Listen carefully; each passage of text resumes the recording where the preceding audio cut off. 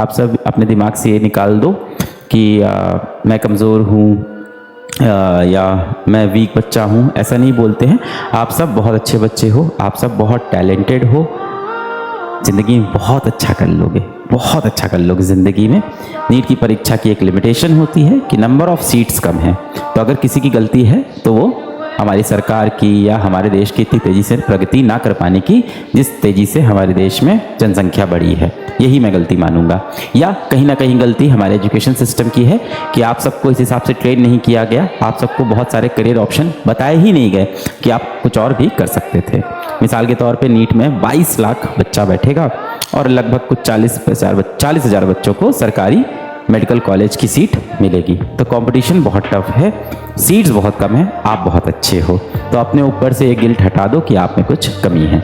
मेरा कर्तव्य यही है कि अगर आपने इस बैच को ख़रीदा है तो आप यहाँ से सही चीज़ें लेके जाएं। जिस चीज़ के लिए आपने बैच ख़रीदा है आपको उस स्तर की शिक्षा यहाँ पे मिले, उस स्तर का मटेरियल यहाँ पे मिले और आप नीट की परीक्षा में सफल हों और अपने जीवन में ज़रूर से सफल हों।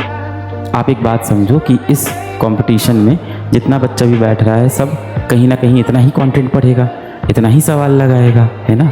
अगर आप उतना कंटेंट नहीं पढ़ रहे, उतना सवाल नहीं लगा रहे हो और आपको पता है कि आप एक एवरेज बच्चे ही हो, तो आपको मेहनत तो करनी होगी।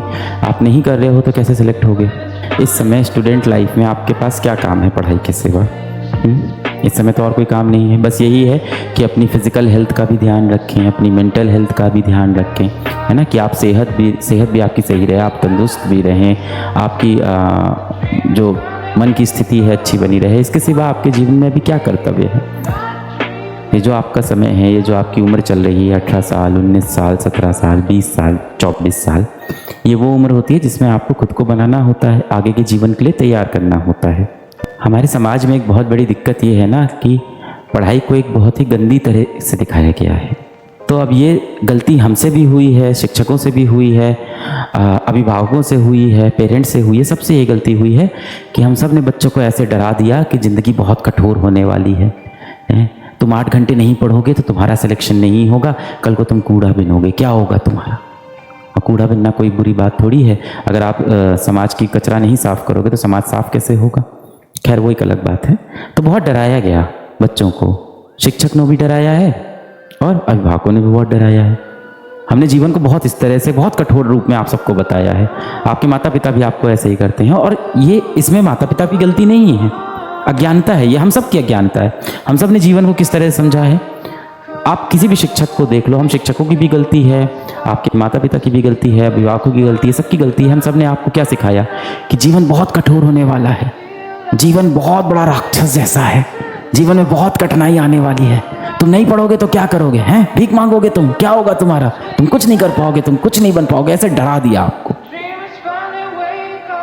आप देखो तो जो आप मनुष्य के रूप में पैदा हुए हो, आप इसको एक बार आध्यात्मिक तरह से सोचो कि आप मनुष्य के रूप में पैदा हुए हो। भगवान श्री कृष्ण ने आपको कितना बड़ा अवसर दिया है कि आपको मनुष्य बनाया है जिसके पास मस्तिष्क है। इस चीज़ के लिए कभी भी आप ग्रेटफुल नहीं होते, आप धन्यवाद नहीं कहते हो भगवान को। ये ज़िंदगी बहुत खूबसूरत है, बस खुद को काबिल बनाना है कि आप उस खूबसूरत ज़िंदगी का मज़ा ले पाओ, बस इतना ही है। इतनी कठोर, इतनी परेशानी वाली ऐसी ज़िंदगी नहीं है जैसी आपको डरा दी गई, आपको बता दिया गया है। आप देखो तो हम सबको ये मनुष्य रूप में जो जीवन मिला है, ये एक तोहफा है ऊपर वाले का। अब इस तोहफे को कितने बेहतरीन तरह से आप इस्तेमाल कर पाते हो, इसके लिए आपको पढ़ लिख के एक अच्छा आदमी बनना है, समझ रखनी है, आपको एक बेहतर इंसान बनना है, बस इसलिए आप पढ़ाई लिखाई कर रहे हो। ज़िंदगी इतनी कठोर नहीं है, ज़िंदगी बहुत सुंदर है और मनुष्य के रूप में जो ज़िंदगी मिली है वो सबसे सुंदर ज़िंदगी आपको मिली है। किसी भी जीव जंतु को, किसी भी पेड़ को, वृक्ष को, किसी भी नॉन लिविंग थिंग को, किसी को भी ये जीवन नहीं मिला है जो मनुष्य को मिला है। जीवन बहुत खूबसूरत है, इसका आनंद लेना है और उस आनंद को लेने के लिए खुद को उसके काबिल बनाना है, उसके लिए थोड़ी सी पढ़ाई करनी है।